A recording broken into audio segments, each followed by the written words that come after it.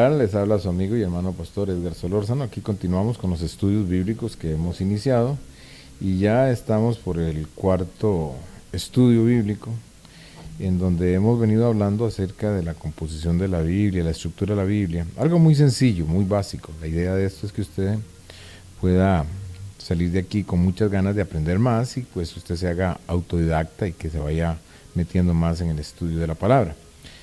Bien, habíamos dicho que el cristiano debe iniciar por el Nuevo Testamento, que el Antiguo Testamento es un libro o son libros que están dirigidos a los judíos y que tienen mucho valor, pero que si usted no conoce bien el Nuevo Testamento se puede confundir porque la mayoría de las enseñanzas del Antiguo Testamento están dirigidas para el pueblo de Israel.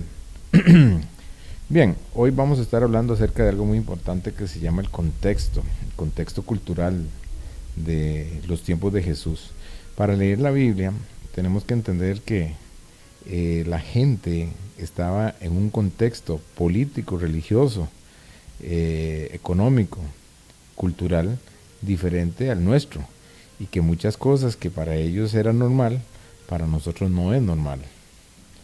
Para ponerle un ejemplo, la sociedad en el tiempo de Jesús se permitía y era normal que una persona pudiera tener muchas esposas. Y si tenía la capacidad económica, varias personas tenían 3, 4, 5, 6, 7 y habían personas con mucho más esposas, depende de su capacidad económica. Pues bien, entonces en el tiempo de Jesús eso se veía normal. Aquí no se ve normal, eso no es lo correcto. Pero bien, entonces vamos a hablar acerca de algunas cosas y algunos personajes importantes. Bueno, pensemos que el Imperio Romano hace muchos años había conquistado al pueblo de Palestina, a Israel, a toda esa gente, y que los israelitas habían sido esclavizados por el pueblo romano. Para que Israel pudiera, digamos, salir adelante se les cobraban grandes impuestos, impuestos del trabajo, de las ventas, impuestos de el cultivo para entrar a la ciudad, habían impuestos y para eso ellos habían puestos recaudadores de impuestos que si la gente no cumplía con esos impuestos eran echados a la cárcel por un tiempo y si no pagaban en ese tiempo eran vendidos como esclavos o sus hijos eran vendidos. Entonces el pueblo de Israel en ese momento estaba siendo muy martirizado, estaba pasando por una aflicción muy grande en los tiempos de Jesús.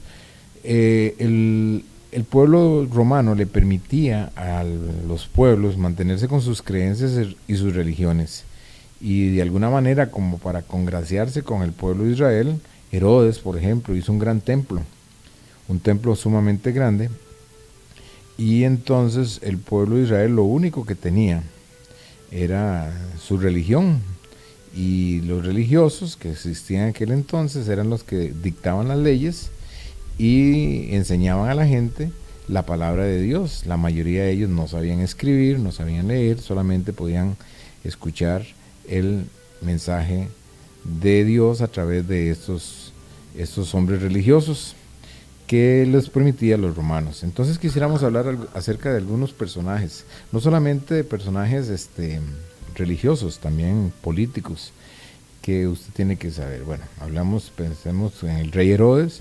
En cada provincia, el César o el emperador de aquel entonces ponía diferentes reyes en diferentes provincias y que esos reyes tenían que encargarse de recolectar los impuestos, mantener el orden de esa región y mandarle los impuestos a Roma y ellos eran, digámoslo así, eran empleados de los romanos, pero gozaban de muchos privilegios.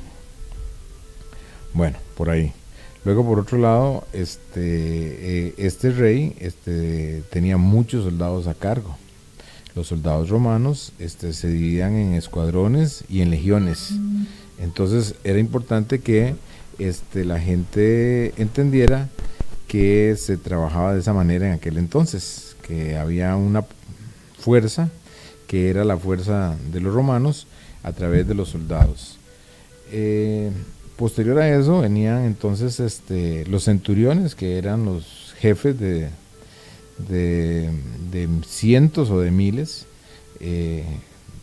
en cada compañía de la fuerza romana. Estos centuriones eran encargados de muchos soldados, enemigos del pueblo de Israel, porque ellos no congraciaban con el pueblo de Israel, ellos solamente recibían órdenes y, por ejemplo, en algún momento, cuando Jesús nació y el rey quiso saber dónde nació y como no le dieron la noticia, mandó a matar a todos los niños menores de 3 años y los soldados tenían que acatar las órdenes del rey de ir a matar en aquella provincia, en aquella ciudad, todos aquellos niños sin vacilación. Entonces eran enemigos del pueblo de Israel. Luego venían los famosos publicanos, que eran hombres que se encargaban de cobrar impuestos a los del pueblo de Israel. Recordemos que los romanos hablaban latín y los judíos hablaban arameo. Entonces los romanos tenían que buscar a un mismo israelita que tuviera la capacidad de hablar latín y por supuesto hablar arameo. Y que pudiera tener una persona sin sentimientos, sin dolor en su corazón, porque muchas personas que no podían pagar impuestos eran enviados a las cárceles y muchos vendidos, y había que hacerlo.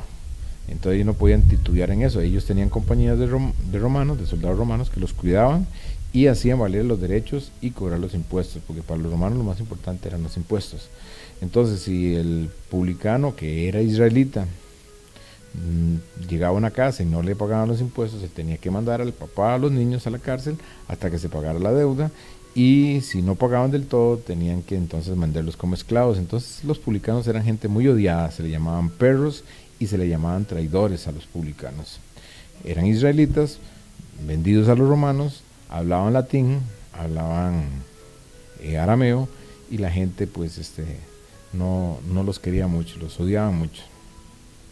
Después de eso tenemos los religiosos que teníamos nosotros en el tiempo de Jesús. Estamos hablando acerca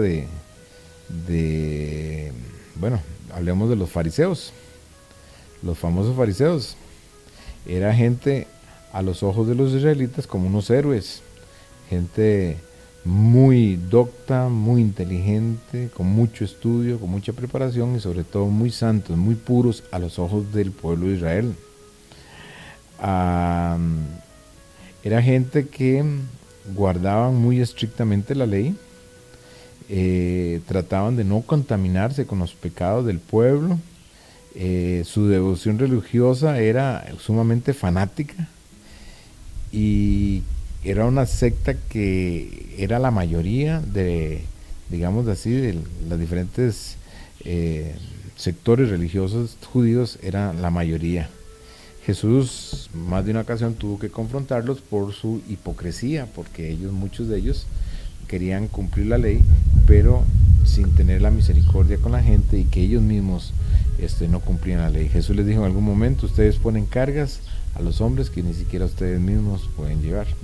Luego venían los saduceos, que era un grupo también religioso que existía, que tenían serias diferencias doctrinales con los fariseos, pero que se mantenían juntos y que siempre estaban en el templo. La mayoría de los saduceos eran personas muy adineradas, tenían mucho dinero, y era un grupo, decía así, un grupo sacerdotal aristócrata, y que no eran tantos, pero que tenían mucha influencia por su poder económico.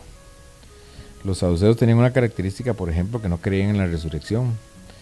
Los fariseos sí creían en la resurrección.